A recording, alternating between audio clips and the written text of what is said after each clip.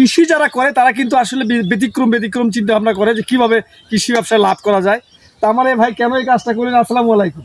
আপনার নাম কি? আমার নাম তাকির হোসেন। হ্যাঁ, তাকির হোসেন। তাকির হোসেন ভাই। তাকির হোসেন ভাই, আপনার কয় বিঘা এই পেঁপে চাষ করেছেন? পেঁপে 1 বিঘা, 3.5 বিঘা পেঁপে চাষ করেছেন। তো মূলত আপনার তো কাটিমন আম, তাই তো? জি জি। এটা কি কাটিমন ছিল না অন্য আম ছিল? না, এটা আসিনা ছিল। আশিনা ছিল। আশিনা আম কাটে দিয়ে উনি করছে হলো কি বলে কাটিমন। না, কাটিমন যখন আম একটু কম আসতেছে আর কি, উনি দেখতেছে যে তখন চিন্তা করতেছে তাহলে এই ফাঁকা মাঠে কি করব। তখন কিন্তু উদ্যোক্তার যে খেলা, উদ্যোক্তার যে পরিকল্পনা চিন্তা ভাবনা, উনি তখন এখানে কি করছে, পেঁপে লাগাইছে। এখানে কতগুলো পেঁপে গাছ আছে? 900 গাছ। তো এই যে 900 গাছ করেছেন, পেঁপে গাছ সম্পর্কে কি, পেঁপে চাষ সম্পর্কে ভালো কি জানেন আপনি? অত আমি ভালো জানি না, ওই ইউটিউবে দেখে দেখে আমি যেদিন চাষটা লাগাইছি। তাই না?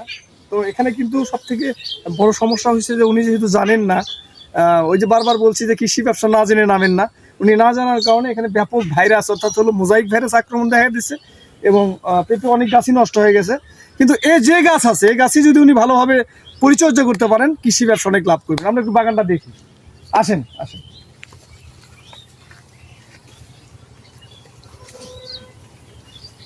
দেখুন যেগুলো গাছ ভালো গাছ আছে সেগুলো কিন্তু অলরেডি পেঁপে আসা শুরু হয়ে গেছে। এখানে খরচ কত টাকা খরচ হয়েছে? ধরেন 60-70 হয়েছে। 70,000 টাকা খরচ হয়েছে। জি।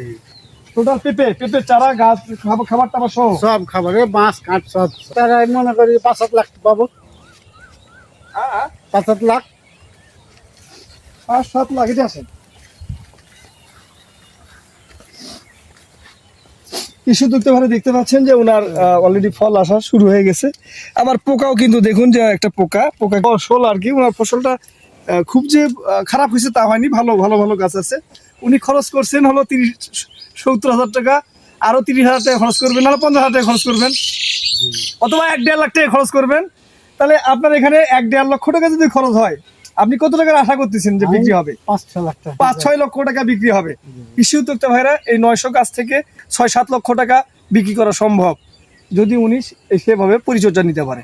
তো যাই হোক, আমরা কিছু পরামর্শ দিয়ে যাচ্ছি আপনার এই যে এত ভালো উদ্যোগ নেওয়ার জন্য, যে আম বাগান পাশাপাশি হলো পেঁপে চাষ, এই উদ্যোগ নেওয়ার জন্য আপনাকে অসংখ্য ধন্যবাদ জানাচ্ছি। আপনার সাথে আমরা আছি ইনশাল্লাহ। ওকে, সবাই ভালো থাকবেন।